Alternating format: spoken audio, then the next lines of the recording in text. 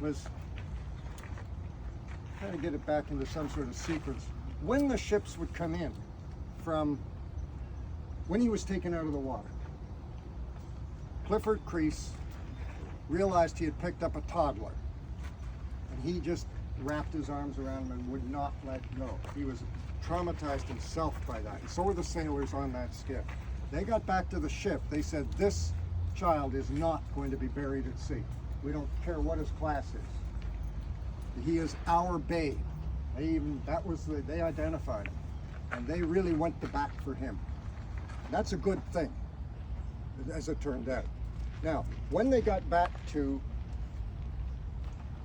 Halifax, the ship would go to the Navy Yard, which had been cordoned off from the public. And the bodies would be in coffins or wrapped in canvas bags, depending on their class. And they would be taken from that location directly to the Mayflower Curling Club, which had an artificial ice floor in it, so they could keep it cool, at least for a while. The remains were separated from clothing that had been damaged. Otherwise, their personal things like jewelry and so on would be with the bodies. The clothing, though, would be stacked on the pier to be burned later. Well, there was a police officer placed in charge of that. His name was Clarence Northover. And Clarence and his wife had just suffered the loss of a child. And as they stood there guarding this big pile of what really would have been junk, he noticed a little pair of shoes. And he couldn't resist. He just pocketed them. And as it turns out, that was important.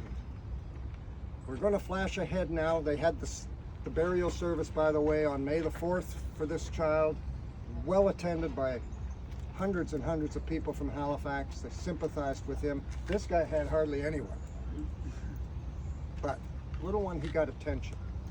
And the sailors actually brought him here and buried him. The sailors from that ship. And Clifford Crease would have been amongst those who actually were the pallbearers. Okay, at that point they figured they had done their job. They were going to put up a nice gravestone. They made sure that they copied this one.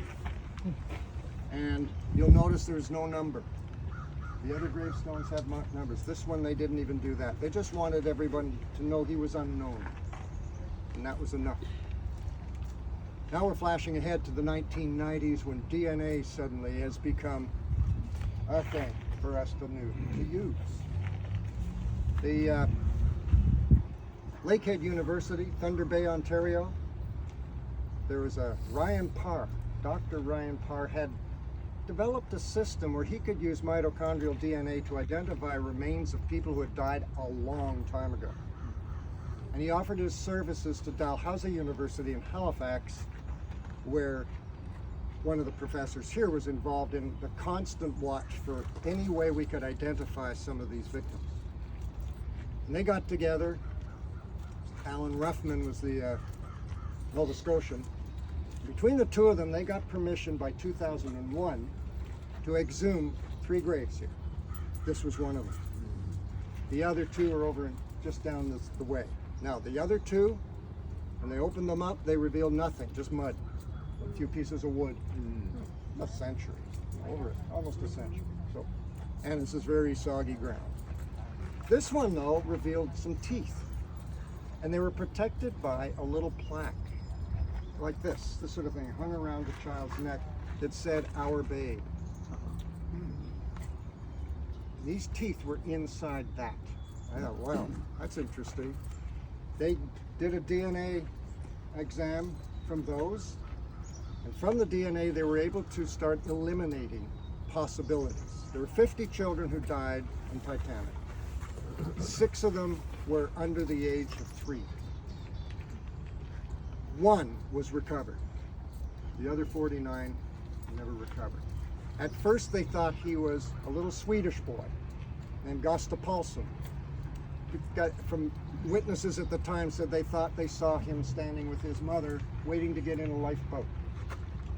And his mother was recovered. After they buried this little fella here, they buried her right here behind you with a much larger stone, just in case. Well, she was eliminated by the DNA. It came down to two children, a little Finnish boy named Aino Panula, who was 13 months old, and a little English boy named Sidney Leslie Goodwin. People could say, well, if this is, mother's side of the DNA thing, how did that happen? Well, obviously the two families there was some overlap. One's in Finland, one's in England. Well, the Vikings moved around and could have been that,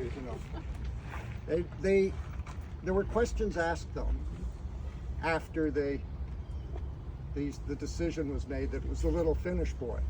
First, he was very young. He was 13 months old. The other was 19 months old. The teeth were of a larger child than a year old.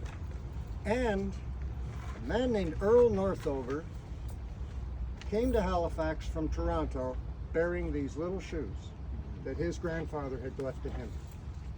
And he gave them to the Museum of the Atlantic, where you're going today. You'll see the shoes.